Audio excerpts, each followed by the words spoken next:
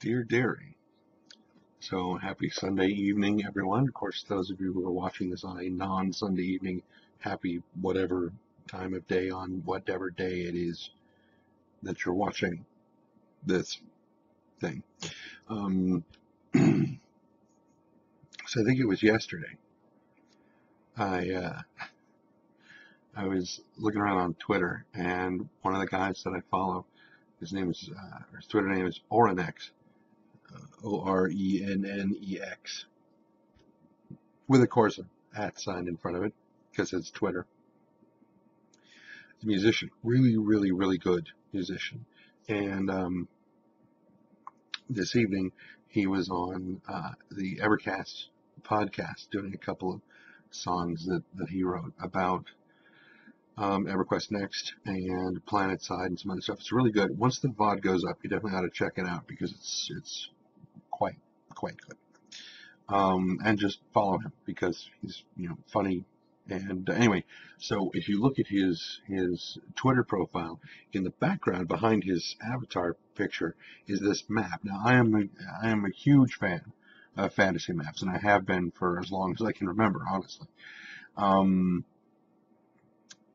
mean, one of the first fantasy maps I can remember seeing was the map from The Lord of the Rings and The Hobbit. Well, from The Hobbit in particular. It was just, loved it, and I've been hooked on them ever since. Every time most of the time, whenever I buy like a collector's edition of something, it's because it has a map in it. And if I can find a map in and of itself, I mean, that's awesome. If I take a moment, just, now for those of you who have played Dungeons and Dragons, you probably know of the world of Faerun, where Neverwinter Nights, Neverwinter and Waterdeep and everything take place. Years ago, Dragon Magazine did a couple of releases where they had 4 parts of a map of the entire world of Faerun. And I had one. And then I found it, I was like, oh my God, because this map was huge. And so I became obsessed with this map, and I had to get it. I had to have it. I had to have all 4 pieces, and I got 3 of them fairly easily, but the last one was very hard to get, and it almost became my own, D&D quest in a way, because it was very difficult to find this thing, and I could find copies of the magazine on eBay, but none of them had the map insert, and that was the only thing I wanted. Finally, I found one that had the map insert, and I was fortunate enough to win the auction, and the thing showed up, and boom, there it is. And I lay out all 4 pieces of the map on my bed, and they barely fit all together. And then it occurred to me, as I was trying to fit the pieces together, because I was thinking I'm going to tape them together and make them all one big thing. Well, problem with that is that they're cut from different copies of the map, so they don't line up quite right because the blades were never quite in the same place. So I was going to have to try to find a way to overlap them properly, because when it matched up on one side, it didn't match up on the other. And so they would have to be skewed in these weird angles. I was like, this is going to suck to try to align these things. My best bet was to try to find one whole copy of the map, which I did, but it was digital. And I went to Kinko's and I said, how much would it cost to print this thing out? At, whatever the 1-to-1 of, not 1-to-1, but the 1-to-1 ratio of this, not 1-to-1 scale, of this image would that be? And he's like, this be almost $300. I was like, I don't think so. Earlier this year, a very good friend of mine in San Jose who owns a shop and has the materials to print this thing out. So finally, he printed, I paid him, of course, it's like $200 to print out a full-size copy. Now, of course, this is only about, what you can see here is about 1.5 feet of this map, and there's, another bit of it. Sorry, I'm looking at the camera. But I mean, there's a bit to this map. It's a sizable map, and when you look at the it's unfolded, it is of course upside down. So there's the legend, but you can see. Turn it over. I mean, this is it's huge. Why did I bring this up? I know I brought it up for a reason. Anyway, so when I have a bedroom again, this is going on my wall. I know I brought this up for a reason. I just can't remember what it was. By collectors. Oh, right, Oronex's profile background thing. So, go sit over there. So there's this background, on his thing, and I'm like, dude, what is that? I don't recognize that map. And he's like, it's EQ, and it's EverQuest. I'm like, of course it is. Why the hell would it be? This whole conversation, I mean, everything we talked about has been about EverQuest. You only came into my sphere of knowledge because of EverQuest. Why the hell wouldn't it be EverQuest? Oh, man, I felt like an idiot. And then I went and I looked, but then it occurred to me, I didn't know that it was EverQuest's map because I never played EverQuest. And that's one of the big things for me about EverQuest Next is that I have no concept of what the lore is supposed to be, what the game is supposed to be like, because I have no frame of reference. I've never played it before. So for me, going in, completely not blind, but, uneducated, unlearned, it's interesting. Interesting. Now I have to learn all the lore of well, not all of them, but at least the Karen lore, which is the big tiger guys, which is probably what I'm going to be. Well, tiger guys, apparently you can, like the trailer, you can get one that looks like a lion, but he is a bit of a Chester cheetah. Look, somebody mentioned that in a message, and I was like, he does. It's Chester cheetah. Oh, that's just terrible. Terrible. But they're right. It does look like Chester cheetah. Anyway, so that's why I didn't recognize the map, because I've never played the game before. I do like it. I'd like a better copy of the map. I'd like a better version of it, because the version that I saw, the version that he has as his background, I can't find it in something bigger than a postage stamp, practically. I mean, it's like the size of like a 3x5 card, but I want, big. When it comes to maps, I'm a size queen, whatever. I actually have my notes written off to the side, and I have my iPad on, so I can actually read them without having to take the time to log in. I was going to tell you guys tonight to watch the Evercast webcast lore episode, because they're going to cover a lot of lore. The problem is that was tonight and it's already over, so you can't see it. But the VOD will be up, so you'll be able to watch it later at some point. But yeah, they stream on Twitch every other Sunday. So tonight, the 25th, was August 25th, 2013, just in case you're watching this 2 years down the road, is the night that they did it. So not next Sunday, but the Sunday after that. And every 2 weeks they do it. So there you go. Mark your calendars. Let's see. I'm up to about 70 subscribers now for this channel. And I remember thinking, holy crap, that's a lot. And then I look at numbers like,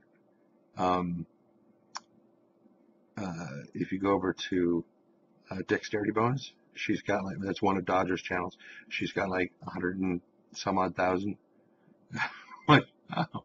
Granted, she's been doing it a little longer, much longer, and she pushes harder than I do. She advertises a lot more, just like her main channel. Well, I don't know if it's her main channel, but Press Heart to Continue. That one, she's got like 250,000. And then Jesse's got like 500,000, and then Total Biscuit's got close to 1 million, if not more. Actually, I think Biscuit has more than that. And then Angry Joe, Angry Joe just hit 1 million this weekend.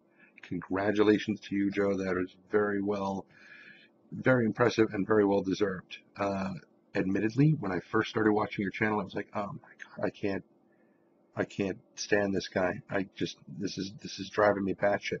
Then I don't want to say I learned how to watch it, but that's the best phrasing I can put to it.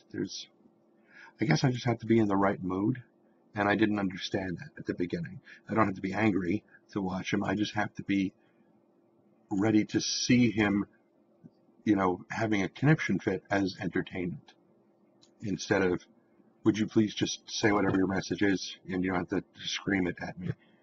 I didn't understand that. Now that I know and I recognize, now I find it funny. I still have to be in the right mood to watch it. Mood? Oh my God. I have to be in the right mood to watch it. But good stuff. And congratulations. You definitely earned it. Watching the amount of effort that you put into some of your things, God. I mean, sometimes I'm like, oh man, I have to put the blackouts at the beginning and the end of my thing. Oh, you're doing green screens and costumes and scripts and then the part where your 1 million thing where you're showing all the sketches. I mean, you're sketching out the different scenes. Everything. I'm like, oh man, okay, I had no idea you got to that level. Okay, it's a production. There you go. Merry Christmas, Happy New Year, Happy Shaka Khan, whatever.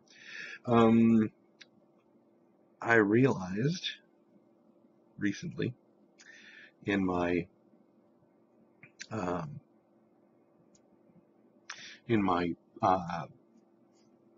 thinkings, my ruminations, of how am I going to further my voice acting career?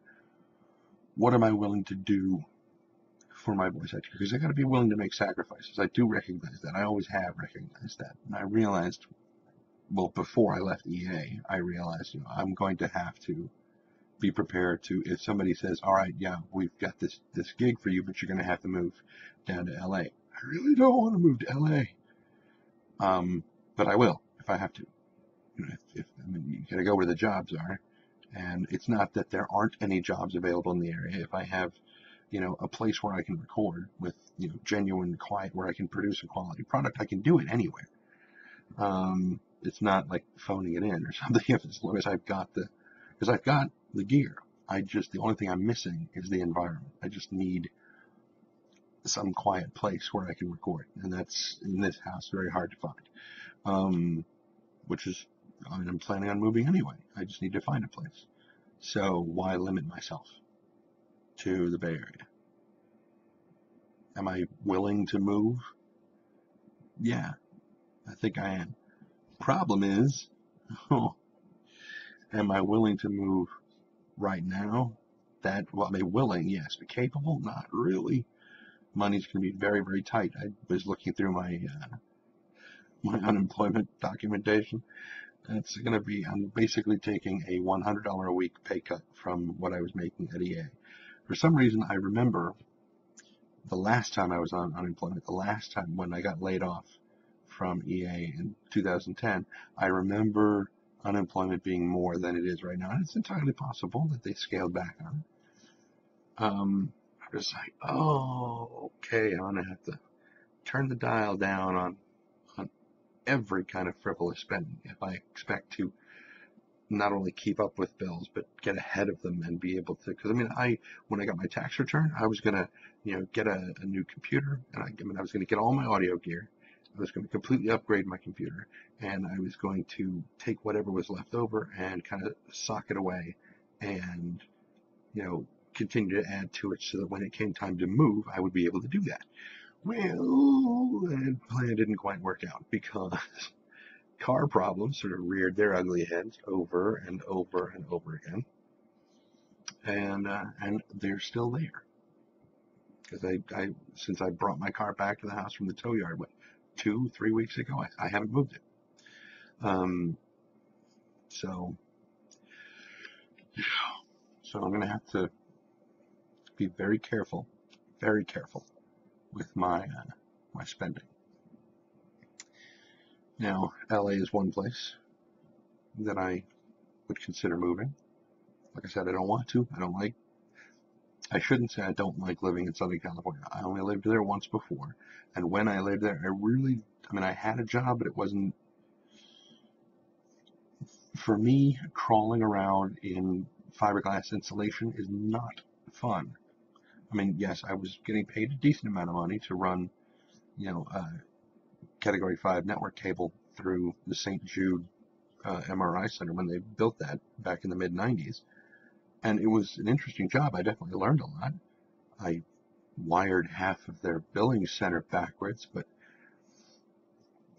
I was punching the wires down in the network, plugs, and I just wired them backwards, exactly backwards. And my boss couldn't figure out how the hell I had done that. And I told him, show it to me again. And he showed it to me, but I saw it this way because he was standing in front of me saying, okay, this is the order that the wires go in. And I was looking at him, so I was standing on the other side, looking at the order like this. Now, when I was holding the wires, I was now on the other side, so I didn't account for reversing them. So I wired everything completely backwards. I was a little pissed off that night, and they were like, well, we've got to go back to chance. No, I screwed it up. I will go and fix it. Don't touch them. I did it. It's my mistake. I will fix it. And I went and I rewired everything again. I don't like messing up like that. Let's see. Wow. 16 and a half minutes. Yikes. I guess we'll go ahead and call it. I have a bunch of other stuff, but I guess I'll save that for tomorrow. Good. All right. Yeah. So I'll save it for tomorrow. So I will talk to you folks later on. And until then, be careless.